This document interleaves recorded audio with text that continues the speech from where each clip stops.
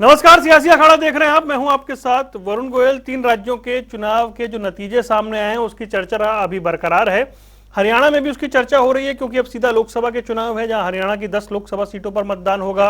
उसके बाद हरियाणा के विधानसभा चुनाव है, यानी इन 3 राज्यों के चुनाव की चर्चा अभी लंबे समय तक होनी है। हरियाणा में इसकी चर्चा शुरू हो गई है कि जो बीजेपी को प्रचंड जीत मिली है उसके बाद बीजेपी गठबंधन में चुनाव लड़ेगी या अकेले चुनाव लड़ेगी। अलग अलग बयान आ रहे हैं कि ये चुनाव के बाद का गठबंधन था, गठबंधन से नुकसान हो सकता है।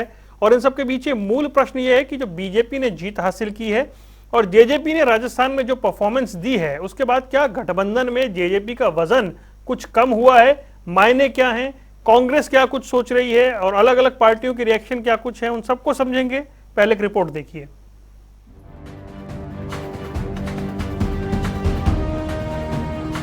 5 में से 3 राज्यों के विधानसभा चुनावों में बीजेपी ने अपने दम पर प्रचंड जीत हासिल की है। इससे हरियाणा बीजेपी के हौसले भी बुलंद हैं।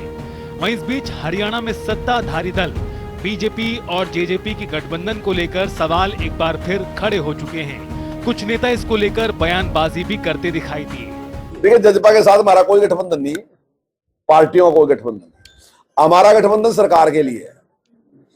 जजपा ने अकेले चुनाव लड़ा, शायद उसने हमारे पास कितने आरोप लगाए होंगे, हमने अकेले चुनाव लड़ा, शायद हम भी कुछ कुछ बोले होंगे। लेकिन जब सरकार जब चुनाव जीत गए तो उसके पास हमारे पास पूर्ण बहुमत नहीं था, उनके पास भी नहीं था। तो हमने एक कॉमन मिनिमम प्रोग्राम बनाया और उस प्रोग्राम पे उन्होंने हमें समर्थन दिया और हमने सरकार बनाई और वो भी सरकार में शामिल है। तो हमारा सरकार बनाने का गठबंधन है, चुनाव लड़ने का गठबंधन नहीं है। चुनाव लड़ने का अगर गठबंधन होगा तो वो हमारी लीडरशिप फैसला करेगी, वो आज तक नहीं है। आने वाले टाइम में क्या होगा वो तो लीडरशिप ने लेना, सेंट्रल लीडरशिप ने। लेकिन मैं ये मान के चलता हूं कि हरियाणा में कोई एक आदमी भी बीजेपी में ऐसा नहीं है जो इस गठबंधन को, चुनावी गठबंधन, आम आदमी पार्टी जो सबसे ज्यादा चाहती थी वो तो अब जेजेपी बन गई है, जमानत जब्त पार्टी। उनका तो सारे हिंदुस्तान में नाम ही नहीं रहा। बहरहाल इन तमाम बयानों के बीच सवाल वही है, क्या दोनों पार्टियां अपनी राह अलग करेंगी या ये गठबंधन यूं ही आगे चलता रहेगा? ब्यूरो रिपोर्ट, जनता टीवी।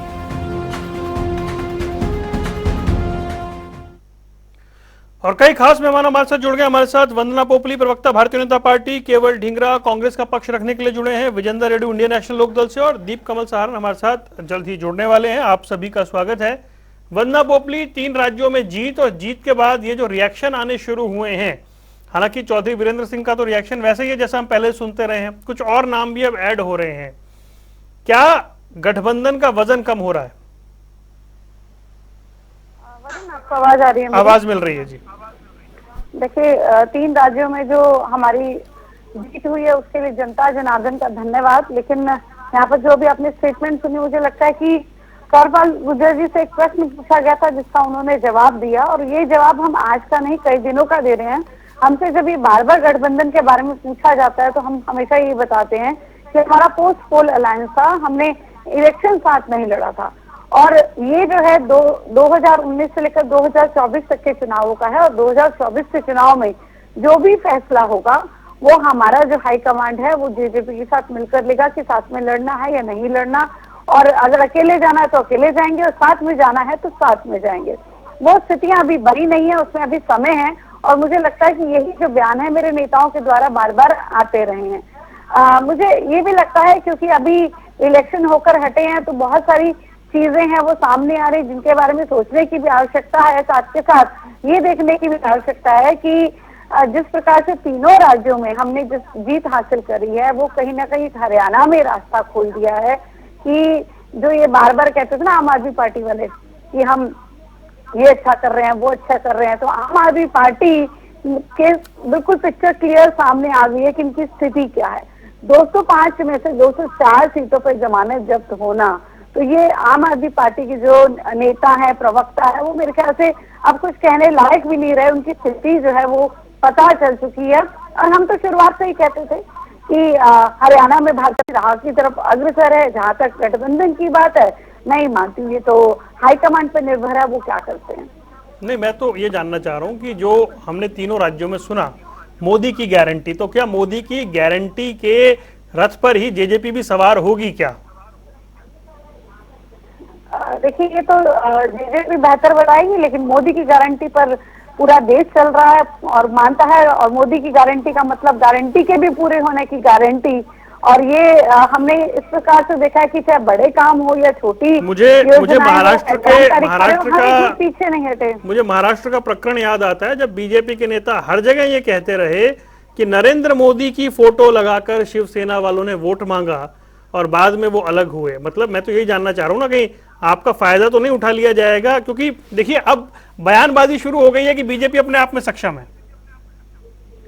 देखिए, जहाँ तक फायदे की बात है तो भारतीय जनता पार्टी का फायदा तो सिर्फ जनता ही उठा रही है और ये देश पूरा उठा रहा है। और जो नेतृत्व है मोदी जी का, वो हम सब फायदा उठा रहे हैं कि हम एक विकसित देश की तरफ बढ़ रहे हैं। और जहाँ तक अगर आप बात करें कि गठबंधन में हम साथ जाएंगे या नहीं, मुझे लगता है it will be too early. ये अभी बहुत जल्दी हो जाएगा इस प्रश्न का जवाब देना। और ये मुझे लगता है अभी हाईकमान की तरफ से भी ऐसा कोई मैसेज नहीं है, कोई बात नहीं है, तो अभी ऐसी कोई कहीं पर चर्चा ही नहीं है। लेकिन किसी प्रश्न का, क्योंकि एक पत्रकार ने प्रश्न पूछ लिया होगा तो उसका जवाब दे दिया होगा। नहीं, तो बयान तो तीन है ना भाई वंदना, बयान तो तीन है, एक नहीं है। चौधरी बीरेंद्र सिंह का ही बयान है, वो जेजेपी बता रहे हैं, जमानत जब्त पार्टी भी कह रहे हैं, अनिल विज, तो बयान बहुत सारे। चलिए मैं आता हूं, जरा और मेहमानों के पास चलते हैं। केवल ढींगरा जी, ये खैर बीजेपी जेजेपी का मामला है, लेकिन बीजेपी उत्साह के रथ पर, उत्साह के घोड़े पर फिलहाल सवार है। तो ये जो अभी बयान आपने सुने, इन बयानों का क्या मतलब है? और मैं वही प्रश्न दोहरा रहा हूं, क्या गठबंधन में जेजेपी अब उतनी स्ट्रांगली अपनी बात रख पाएगी? वरुण भाई, सवाल ये है कि जो बीजेपी है, जिसने जिसके साथ गठबंधन किया आज तक, उनका या तो सुपड़ा साफ हुआ या उनको ऐसा उठा करके उनका हाल किया कि वो पार्टी खत्म हो गई। आपको मैं बताना चाह रहा हूं उदाहरण देकर कि भी, अगर जेजेपी के साथ रहे तो अब जेजेपी का सुपड़ा साफ होने की तैयारी है। आईएनएलडी के साथ रही तो आईएनएलडी की हालात आपको पता है। हजका के साथ रहे तो हजका के हालात भी आपको पता है कहां गए। और दूसरी तरफ आप अगर देश का जिक्र करें तो नीतीश कुमार के साथ रहे तो आज मुख्यमंत्री नीतीश कुमार आज भी जी, नीतीश कुमार तो मुख्यमंत्री है भाई, उनका कहां सुपड़ा साफ हुआ? नीतीश कुमार की 75-80 सीटें हुआ करती थी, आज की डेट में 44 सीटें हैं। आज सहारा लेकर के जो है दूसरी पार्टियों से उनको अपना मुख्यमंत्री का पद बचाना पड़ रहा है, क्योंकि जिस पार्टी को छोड़ करके बीजेपी में गए थे और जब वापस आए हैं तो 80 सीटों से आधी रह गई उनकी, 40 के आसपास रह गई। तो हालात तो बीजेपी चूज करके ऐसे काम कर देती है कि वो पार्टियों को खत्म करने का काम करती है जो इनके साथ लगता है। आप उस पे भी जाइए, अभी साउथ की पार्टियां भी हैं, जिन जिन के साथ मिले उनका सुपड़ा साफ। अकाली दल का मैं भी जिक्र करूंगा। अब अकाली दल कहाँ है आपको पता ही होगा, जिनके साथ रहे। तो आप और देखिए, बड़ी सारी और पार्टियां भी हैं, कईयों का जिक्र कर ले। आप इस बात को नहीं समझे, लेकिन लोग तो समझ रहे हैं कि जिन जिन पार्टियों के साथ बीजेपी रही है उनका हश्र क्या हुआ है, आप निकाल करके देखिएगा। और मैं तो जेजेपी की बात कर रहा हूं। आप जेजेपी हरियाणा में कहां रहेगी? राजस्थान में आपने हाल देख लिया ना, 0.1% वोट, सारी सीटों पे 16 पे लड़े, 16 पे जमानत जब्त। तो ये सारी चीजें समझ में आ रही है। अब यही हालात आज देखिए, सबके बयान देख लीजिए, कंवरपाल गुर्जर का बयान देख लीजिए, वीरेंद्र सिंह का बयान देख लीजिए, और जो अनिल विज है बयान बहादुर, उनका भी बयान देख लीजिए, और अभी राव इंद्रजीत जी हैं, और भी बहुत सारे नेता, सबके बयान देखिएगा। जेजेपी का क्या बयान निकल करके आएंगे। ठीक है। और मैं आपको बता रहा हूं, इनका हश्र भी वही होगा जो बाकी स्टेटों में बाकी पार्टियों का हुआ है, जेजेपी का भी वही होगा। ठीक है। लेकिन एक चीज है, अभी आपने एक और वर्ड जिक्र किया था, मोदी की गारंटी। मोदी की गारंटी है क्या?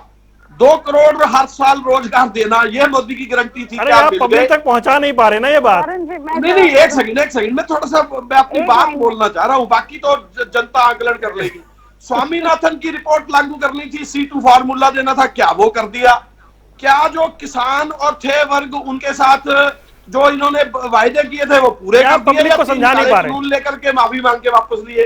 कर्मचारियों के साथ क्या किया? उनकी ओपीएस की मांग है, दो और मेहमान है, मैं आता हूं ना आपके पास। बिजनेसमैन के साथ जीएसटी में क्या भंटाधार किया है, कितने तरह की जीएसटी लेकर उनसे टैक्स की उगाही किस तरह से कर रहे हैं। अच्छा, वो ये विषयांतर हो जाएगा, विषय आज कुछ और है। अच्छा, आ इसके जाऊंगा ना साथ फिर। साथ एक और है, मोदी की गारंटी और है जल्दी जो से। इनके साथ मंत्री है ना, ब्रिजभूषण शरण सिंह है, हरियाणा में संदीप सिंह है, क्या महिलाओं के साथ चलिए इतना ठीक बड़ा है, व्यवहार विषयांतर कर हो रहे जाएगा। हैं ढींगरा कि साहब जनता को इस पे पता फिर लग चर्चा कर जाएगा। लेंगे ना, ठीक है जी। हाँ करेंगे, पर मैं गारंटी बता रहा हाँ था ठीक कौन सी गारंटी है बस मोदी नहीं, जी जल्दी की। से एक लाइन में जवाब दीजिए, मुझे दीप कमल तो के पास गारंटी जाना है कोई मुझे, समझ नहीं आई। जल्दी से। वंदना पब्लिक जी देखिए को वरुण, मोदी जी की कल गारंटी से कौन सी समझ आ रही है पता नहीं। वरुण, जब से रिजल्ट आया है तब से बार बार किसी भी कांग्रेस के नेता का बयान नहीं आ रहा था, कोई कुछ नहीं कह रहा था। मतलब मुझे लगता है पॉलिटिकली कोमा में चले गए थे, और अभी मुझे लगा कि शायद बाहर आने शुरू हो गए, लेकिन केवल ढींगरा जी की स्थिति वहीं पर ही है। वो गिनवा रहे हैं, आईएनएलडी का एग्जाम्पल गिनवा रहे हैं, जेजेपी का एग्जाम्पल गिनवा रहे हैं कि इनको धोखा देने की बात हुई है, और हजका का एग्जाम्पल गिनवा रहे हैं। तो हजका की पार्टी को तोड़कर विधायकों को अपने साथ मिलाने का काम कौन सी पार्टी ने किया था, उसका जवाब आप दे दीजिए। नीतीश कुमार की आप बात करें तो नीतीश कुमार गठबंधन को तोड़कर गए, तो उसमें किसका हाथ था वो बता नेक्स्ट राउंड में, नेक्स्ट दीजिए। राउंड में ठीक है, मैं आऊंगा। दीप कमल के पास चलते हैं। भाई दीप कमल, ये नतीजे जो आए हैं, इन नतीजों के बाद मैं उसी प्रश्न को दोहराता हूं, मैंने शुरू में कहा था, आप जुड़े नहीं थे। क्या गठबंधन में जेजेपी का वजन कम हुआ है? इसका आकलन जेजेपी कैसे करती है नतीजों का? देखिए वरुण जी, पहली बात तो ये कि राजस्थान और हरियाणा की परिस्थितियां पूरी तरीके से अलग अलग हैं। राजस्थान में तो हम पिछले 6 महीने पहले ही गए थे, और वहां पे हमने कोशिश की लोगों के बीच में अपनी बात कहने की, उनको अपने साथ कुछ जोड़ने की, और कुल मिलाकर कुछ 57,000 के आसपास हमें वोट भी मिले। लोगों ने जितना भी संभव था, जितना भी उन्होंने ठीक समझा, उतना मान सम्मान दिया। लेकिन हरियाणा में तो हमारे पास जितने कार्यकर्ता मिलाकर पूरे राजस्थान में रहे होंगे, उतने तो यहाँ एक एक हलके में है हमारे पास। यहाँ की हम पार्टी हैं, और यहाँ के बारे में हमें तो किसी तरीके की अपने मन में कोई दुविधा नहीं है। जहां तक गठबंधन की बात है, गठबंधन तो जनता करवाती है, जनता ही तय करती है कि किस पार्टी में और किस गठबंधन में किसको कितना वजन देना है। वही तय करती है कि एक पार्टी को 40 सीटें देनी है, एक को 10 देनी है, एक को इतनी देनी है, एक को 1 सीट देनी है। वो सारा जनता के हाथ में है। जितना वो देते रहेंगे उतना वजन बनता रहेगा।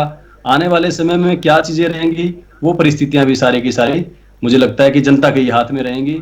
आज के दिन हमारे जो शुभ चिंतक हैं, वो पहले दिन से, जब 5 साल पहले सरकार बनी थी तब भी सवाल उठाते थे, महीना भर पहले भी उठाते थे, आज भी वैसी ही भाषा बोल रहे हैं। लेकिन कोई भी दूसरा दल किसी दूसरे दल को मजबूत करने के लिए काम कभी नहीं करता। कभी नहीं हमने ये सोचा कि भारतीय जनता पार्टी हमें मजबूत करेगी तो हम मजबूत होंगे, या हमें ये कभी खतरा हुआ हो कि बीजेपी हमारा कोई नुकसान कर सकती है या करना चाहेगी। ये बात जरूर हम सब देखते हैं कि एक कांग्रेस पार्टी ऐसी है जिसके अंदर नेता एक दूसरे को कमजोर करते हैं, खत्म करते हैं, मजबूर करते हैं पार्टी छोड़ने के लिए, और पार्टी को बहुत ज्यादा नुकसान भी करते हैं। और वही आज के वक्त कांग्रेस पार्टी के कर्ता धर्ता भी बने हुए हैं। तो वहां पर ये सारी चीजों की आजादी है, और हम दो अलग अलग दल हैं, जनता के आदेश के अनुसार सरकार चला रहे हैं। उसके बावजूद हम पर ऐतराज करते हैं कि क्यों गठबंधन किया तो ये नुकसान हो जाएगा। 4 साल 1 महीना बीत गया है यहाँ, ये हमें 1 महीना भी नहीं दे रहे थे। सरकार जब बनी थी अक्टूबर 2019 में, तब कहते थे महीने में टूट जाएगी, 2 महीने में टूट जाएगी, 3 महीने में टूट जाएगी। इतनी सारी डेडलाइंस दी है, अब फिर से किसी ने दिसंबर के आखिर तक की दे रखी है। हमें उस चीज का ध्यान ही नहीं है, हमें उस चीज की परवाह नहीं है। हम अपना काम कर रहे हैं, लोगों के बीच में सरकार के रूप में भी काम कर रहे हैं और पार्टी के रूप में भी काम कर रहे हैं। कल ही दुष्यंत चौटाला जी जुलाना में, आधा दिन जुलाना में रहेंगे, आधे दिन बड़ौदा में रहेंगे, परसों फिर से 2 हलकों में रहेंगे, उससे अगले दिन फिर 2 हलकों के कार्यक्रम है। 8 तारीख को सिरसा लोकसभा की रैली है। जो हमारे कार्यक्रम है वो अपनी रफ्तार से अब दोबारा से शुरू हो जाएंगे। 1 महीना जरूर हमारा राजस्थान में रहा, लेकिन उस 1 महीने की कमी भी अगले 1 महीने में पूरी कर लेंगे। और आप ही 15 दिन बाद देखेंगे कि फील्ड में, हरियाणा के फील्ड में जितनी सक्रियता जेजेपी के नेताओं की है और जेजेपी के कार्यक्रमों की है, उसके आसपास भी किसी की नहीं होगी। ठीक है, मैं आता हूं आपके, मुझे एक दो सवाल और करने। विजेंद्र रेड्डू जी, आपने जो चर्चा का विषय है वो सुना। मैं ये कह रहा हूं जो बीजेपी की ये बड़ी जीत है, कल आप कह रहे थे कि इससे इनेलो को फायदा होने वाला है। इस जीत के बाद कांग्रेस जो है उसको पता लग गया उसका कद क्या है, दूसरी पार्टियों को पता लग गया। ये जो बीजेपी में आज बयान आए हैं 2-3, कल और आज मिला के, इन बयानों के मायने क्या है इस बड़ी जीत के बाद हरियाणा में? गुरु जी, बिल्कुल जायज बात है। सभी पॉलिटिक्स में न कोई होता है न कोई दुश्मन होता है, तो माने सत्य। अवसर के अनुसार सभी लोग अपना फायदा उठाते हैं। अब जिस प्रकार से ये के परिणाम आए हैं, तो निस्संदेह भारतीय जनता पार्टी को इसका अभिमान तो होगा, खून तो गाढ़ा होगा ही होगा जब इतने अच्छे रिजल्ट मिले। तो और बीजेपी को जेजेपी को जो जेजेपी आपने पूछा है, जी हाँ, तो जेजेपी को राजस्थान के लोगों ने स्वीकार नहीं किया, उनको बहुत ही नॉमिनल मतलब वोट मिली ही नहीं, ये कहेंगे हम।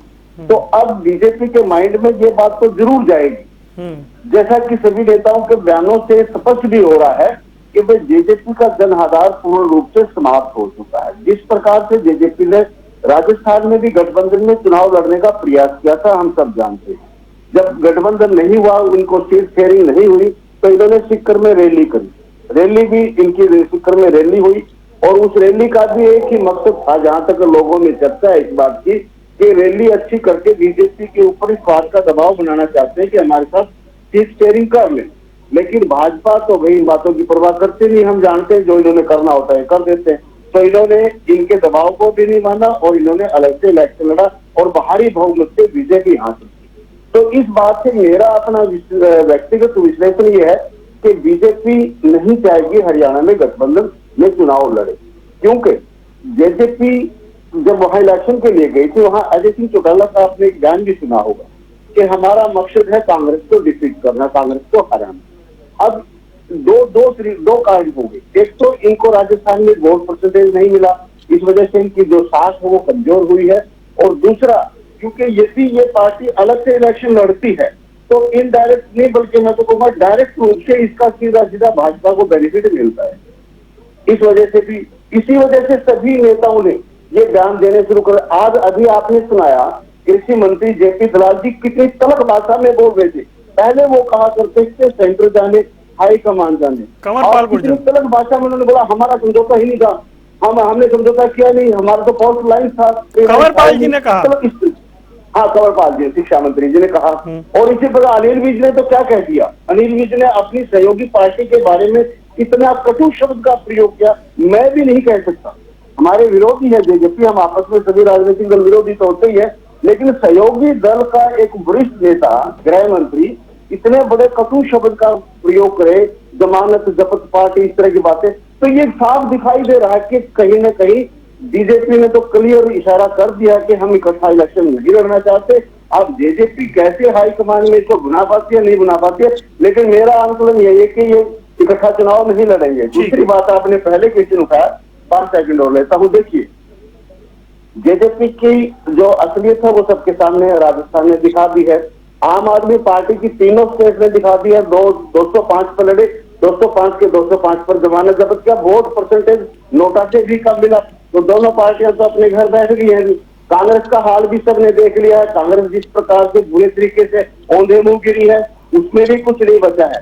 तो अब तो प्रदेश में ये बिल्कुल इंडियन नेशनल लोकदल पार्टी के लिए रास्ता साफ होता आ रहा है। हम तो प्रदेश की जनता से निवेदन करेंगे कि आप यदि प्रदेश में कोई पार्टी है तो वो इंडियन नेशनल लोकदल पार्टी ही बची है और उसको अपना समर्थन दें और अजय सिंह चौटाला को हरियाणा का मुख्यमंत्री। ठीक है भाई। वंदना पोपली, बीजेपी मतलब ये अब ये दूसरी पार्टियों का आकलन है कि बीजेपी साथ नहीं जाएगी इतनी बड़ी जीत के बाद, और उसे अकेले ही जाना चाहिए या जाएगी, और ऐसे ही नेताओं के बयान आने शुरू हुए हैं। वंदना, आवाज मिल रही है आपको?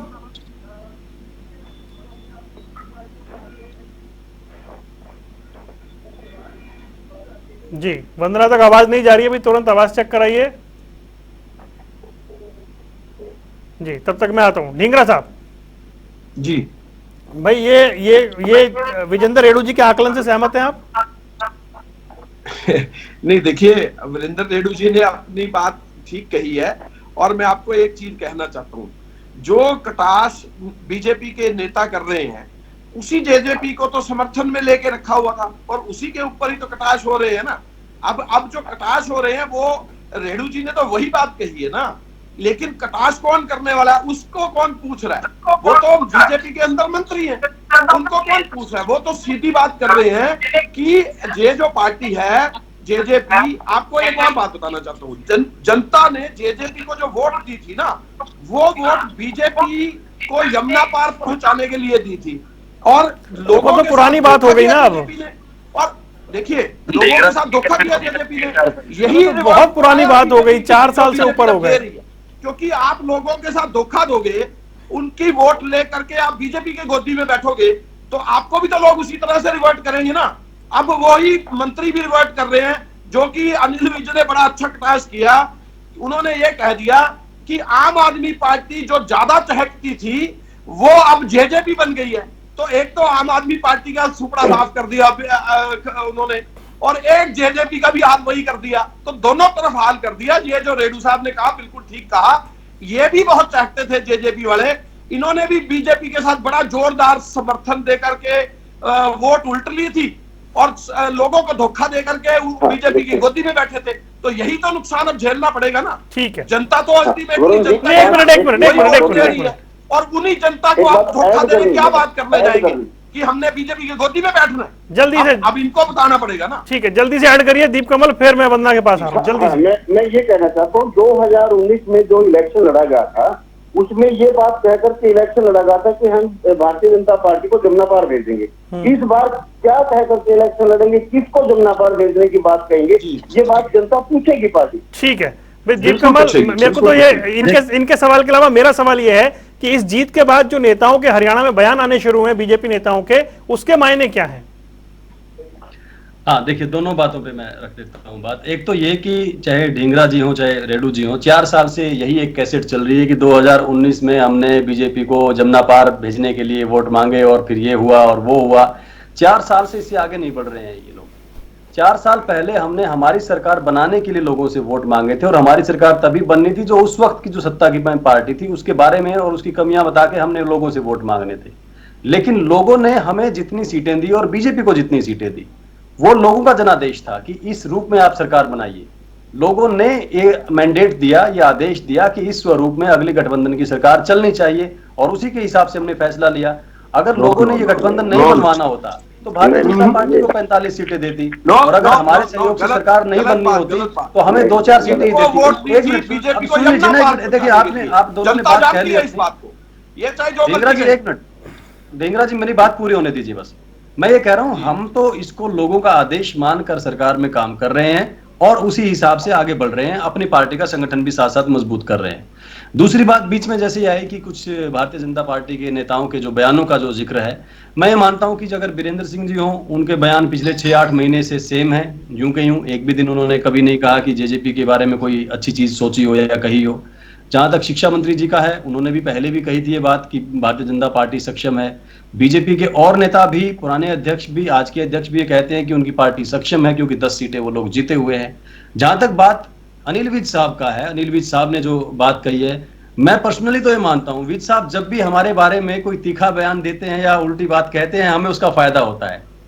2019 के चुनाव से पहले विज साहब ने गाना गाया था दिग्विजय जी और दुष्यंत जी के बारे में कि 2 बेचारे बिना सहारे, बिना ताले की चाबी लेकर फिरते मारे मारे, और उसके 3 महीने बाद कैबिनेट में शेयर कर रहे थे हमारे साथ। पहले सीएम साहब ने शपथ ली, फिर डिप्टी सीएम साहब ने शपथ ली, उसके बाद विज साहब ने 1 हफ्ते बाद शपथ ली और कैबिनेट में बैठे साथ में। उसके बाद जब विज साहब ने कोई कड़वी बात कही, उसके बाद पार्टी के साथ और अच्छे हो गए और मजबूत हो गए। मैं तो ये मानता हूँ कि लोग देखते हैं। 1 मिनट, फिर आप उनके साथी दल बन गए ना। कितनी खराब आदत है आपकी ढींगरा जी, कितनी खराब आदत है। क्या खराब है? मैं तो वही बात तो पूछ रहा हूं। ढींगरा जी रुकिए, 10 सेकंड रुकिए। ढींगरा जी 10 सेकंड रुकिए, आपकी बात के साथ जोड़ देता हूं, मैं मेरी बात पूरी कर लेता हूं वरुण जी। बस मैं कह रहा हूं कि कोई भी नेता कोई बयान देता है और किस अंदाज में, किन शब्दों में बयान देता है, उसको हम और आप आपके भी तो बयान है ना। लाखों करोड़ों लोग भी तो कहा था हम बीजेपी को यमुना पार पहुंचा के आएंगे। कि कौन घमंड में बात कर रहा है, किसके अंदर अहंकार बोल रहा है और किसके अंदर लिहाज बोल रहा है, कौन सम्मान के साथ बात कर रहा है। और ढींगरा जी कैसे बोलते हैं उसको भी लोग, सारे लोग देखते हैं, प्रवक्ता हैं, ऐसी ये बातें करते हैं। ठीक है, हर किसी को जनता सुन रही है। ठीक है, हमें फायदा होता है। बिल्कुल सुन रही है, मैं तो कह रहा हूं सुन रही है। ठीक है, ठीक है। अरे वंदना की बारी है, रुक जाइए। पीछे जाए और अब रुकिए भाई, अब रुकिए, वंदना की बारी है, रुक जाइए। पहले वो एक बार बाईपास हो चुका है मामला। वंदना मुझे बताएं कि भाई जब भी बीजेपी के नेता, कुछ नेता बयान देते हैं तो वो फायदा होता है जेजेपी को, और वो अक्सर बयान आते हैं उसमें कुछ नया नहीं है, लेकिन देखिए टाइमिंग पर तो सवाल उठेंगे। नहीं, ढींगरा जी बोलते हैं, कांग्रेस वाले बोलते हैं उसका भी फायदा होता है। जो हल्की बात करेगा उससे दूसरे को फायदा होगा, हम हल्की बात करेंगे हमारे विरोधी को फायदा होगा, ये मैं कह रहा हूँ। ठीक है, हाँ जी वंदना जी। देखिए फायदा नुकसान तो दीप कमल जी ही बताएंगे, क्या फायदा होता है क्या नुकसान होता है। लेकिन जहाँ तक मैं समझती हूँ, अगर ऐसा था तो राजस्थान चुनाव से पहले भी एक बयान दिलवा देते। लेकिन चलिए, मजाक की बात है। लेकिन मैं एक बार भी नहीं मानती कि अनिल विज जी ने जननायक जनता पार्टी के बारे में कुछ कहा। उन्होंने जननायक जनता पार्टी के बारे में कुछ नहीं कहा। उन्होंने आम आदमी पार्टी को लेकर एक कमेंट दिया था। और जहां तक बाकी मेरे लीडर्स की बात है, मैंने उसको पहले भी क्लियर किया कि हम बहुत क्लियरली कह रही हूँ कि अभी 2024 तक हमारा गठबंधन है और उसको सोचने का भी समय भी नहीं है, क्योंकि दिन कितने बचे हैं 24 में वंदना जी? कितने दिन बचे हैं 24 में? कर देते हैं तो उसका जवाब देना पड़ता है। देखिए वरुण, मुझे लगता है कि आज का जो सही समय है वो जेजेपी और बीजेपी गठबंधन की बात करने की बजाय जो INDI का गठबंधन है, वो जिस तरह से उनके उस पे भी करेंगे चर्चा। कम से कम भरोसा रखिए, उस पे भी करेंगे। होना ही चाहिए था। बजाय हमारी पार्टी में तो ऐसा कोई जवाब ही नहीं आया, एक दूसरे पे कोई आरोप नहीं लगाया। हमने तो बार बार यही कह रहे हैं ना कि हम बाद में देखेंगे। इसके अलावा तो हमने कुछ नहीं कहा। लेकिन ये चीज देखिए कि ममता बनर्जी किस प्रकार से कांग्रेस में बरस रही है और बाकी जितने अखिलेश यादव हैं जिस प्रकार से कांग्रेस में बरस रहे हैं, मुझे लगता है अपना गठबंधन को संभाल लेना चाहिए। अभी केवल भिंगड़ा जी कह रहे थे कि अरे बीजेपी का तो नेचर ही ऐसा है, बीजेपी ऐसे करती है। भाई आर्टिकल 356 का इस्तेमाल करके 90 बार चुनी सरकारें गिराने का श्रेय जिस पार्टी के पास हो, दूसरों पर क्वेश्चन मार्क कैसे लगा सकते हैं? तो मैं यही कहना चाहूंगी कि कितना शोर मचा लें, अभी तो मुझे लगता है कि अपना इंडी गठबंधन संभाले। एक मीटिंग इनकी पोस्टपोन हो गई है, कुछ आ रहे थे कुछ नहीं आ रहे थे, तो उसको संभालने आज बड़े प्रसन्न होकर उनको लग रहा है कि कहीं हमारे को बोलने का मौका मिल गया। 2 दिन तक तो इनको समझ ही नहीं आ रहा था क्या करें, ये क्या से क्या हो गया वाली सिचुएशन। लेकिन अपना ढूंढिए अपने अंदर की क्या कमी है, उसको ढूंढने की आवश्यकता है, दूसरों पे क्वेश्चन मार्क करने के बजाय, और अपने गठबंधन पे ध्यान दीजिए। हमारा गठबंधन बढ़िया से चल रहा है, 24 तक चलेगा। जी ढींगरा जी बोलिए, फिर आ रहा हूँ विजेंद्र रेड्डी जी के पास। जी, मैं सिर्फ इतना ही कहना चाहता हूँ, जो बीजेपी की एट है ना 3 राज्यों को जीतने की, ये सिर्फ 5 राज्यों में चुनाव हुआ था, 2 में हारी भी है और 3 में जीती है। 8 देखो कितनी है। आपको जनता में शर्म करना चाहिए। आप गारंटी दिया करते हो, मेरी गारंटी का जवाब दे दो ना। मोदी जी ने कौन सी गारंटियां दी है? कोई जवाब है तो है नहीं आपके पास। मोदी जी की गारंटियां तो फेल हो रखी है पूरे प्रदेश के अंदर। लेकिन 3 लोगों 30 प्रदेशों में चुनाव आपका जीत रहे, आपको जीत मुबारक हो। लेकिन 2 में हारे भी हो, 2 में हारे भी हो, की बात करते थे मध्य प्रदेश में, वो समझ आया। गहलोत जी की जो जादूगरी की बात करते थे, वो जादूगरी देश में और छत्तीसगढ़ में बड़ी बड़ी बातें करते थे, वो छत्तीसगढ़ भी गया। मुझे लगता है ये जो आपने पनौती शब्द का इस्तेमाल किया था, वो पनौती आपके ऊपर पड़ गया। जितना आप प्रधानमंत्री मोदी को जितना प्रधानमंत्री को गालियां निकालेंगे, वो सब आपको पड़ेगा। जनता पसंद करती है अपने प्रधानमंत्री को। जनता चाहती है कि प्रधानमंत्री जी देश को आगे बढ़ाएं। आप उन पे क्वेश्चन मार्क करते हैं, रुक जाइए राहुल गांधी उनको जमीन पर डालिए ग्रंथियों को, अभी उतरी नहीं है। रुक जाइए, मुझे बताइए विजेंद्र रेड्डी जी की ये अभी समय नहीं है इस गठबंधन पे बात करने का, अभी तो इंडिया अलायंस पे बात करने का समय है। क्या ऐसा है क्या? भाई बयान आया तो हमने चर्चा कर ली। नहीं देखिए, बात तो दोनों ही है, दोनों पर ही चर्चा हो सकती है। जहां तक इंडिया गठबंधन की बात है, उसमें पहले तो इन्होंने इंडिया गठबंधन को इंडी बना दिया था, इंडी कहने लग गए, और इंडी इन्होंने और अच्छे तरीके से बना दी। मैं ये मानता हूं, अगर कांग्रेस पार्टी अपने घमंड को छोड़ करके सही तरीके से इंडिया गठबंधन में इलेक्शन लड़ती तो सारे के सारे स्टेट जीतती, 500 के 500 जीत जाती, पक्का जीतती है। जिस प्रकार से इन्होंने इलेक्शन के दौरान लोकसभा में लड़ेंगे ना जी, कमान से निकला हुआ तीर तो वापस आ जाता है, लेकिन जबान से निकली हुई बात कभी वापस नहीं आती है। लोकसभा में इन इलेक्शन में जो जबान का प्रयोग कांग्रेस के द्वारा किया गया है, वो जबान कभी वापस नहीं आएगी। कौन है अखिलेश? मोदी जी भी नहीं आएगी। ये सब जो जबान कभी वापस नहीं आती। अगर इन इलेक्शनों में आप समाजवादी पार्टी को शामिल लेते, अखिलेश जी को वहां प्रचार में उतारते, ममता जी को प्रचार में उतारते, अभय सिंह चौटाला को प्रचार में उतारते, और आप जो है अरविंद को प्रचार में उतारते, तो 500 स्टेट हम जीतते। ये आपके लिए एक अवसर था, जो अवसर आपने सभी के लिए इन्वेस्ट करने का काम किया है, और अवसर बार बार नहीं आया करते। ये अवसर था कि इंडिया अवसर को गठबंधन कांग्रेस पार्टी ने लोकसभा गवा के लिए दिया। है, मैं फिर बता रहा हूँ और रेणु अब साहब। जिस प्रकार से, एक मिनट दिमाग और देखना था, जिस प्रकार से ममता जी का स्टेटमेंट आज आपने पढ़ा होगा, तो मेरे तो जो है 6 से 10 तक के दौरे हैं, मैं तो अपने दौरों पे जाऊंगी। अखिलेश यादव ने कह दिया मैं बाद में बताऊंगा क्या करना है। आपने बहुत बड़ा अपना भविष्य खराब करने का काम किया।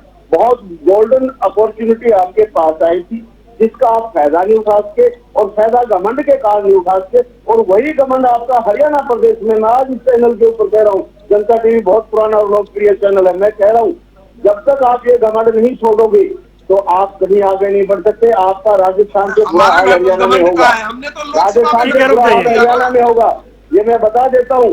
लेकिन आप इसकी बात, इसको गारंटेशन वो नहीं ले रहे, गंभीरता से नहीं ले रहे हो। दूसरी बात, अभी दीप कुमार भाई ने हमारे ने कही कि हमारे को वोट दिए थे सरकार में सहयोगी बनने के लिए जनता ने, कि सरकार चलाने है।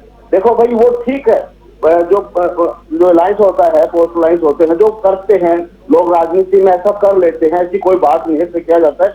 लेकिन जिस जनता ने आपको इस सरकार पार्टी के विरोध में वोट दिए थे, कम से कम ये शब्द यूज ना करें कि सरकार चलाने के लिए हमें वोट दिए थे, क्योंकि जिन्होंने आपको वोट दिए थे उनकी आत्मा को दुख होता है। ऐसे शब्दों का प्रयोग नहीं करना चाहिए। ये बात अलग है कि बाद में आपने अलायंस कर लिया और सरकार चलाई। ठीक है दीप कमल, मेरा एक गंभीर प्रश्न है, ये जो 3 राज्यों में बीजेपी की जीत है, बड़ी जीत है, एक तरफा जीत है, इस बड़े कद के साथ, इस बड़े कद के सामने आप कैसे नेगोशिएट कर पाएंगे?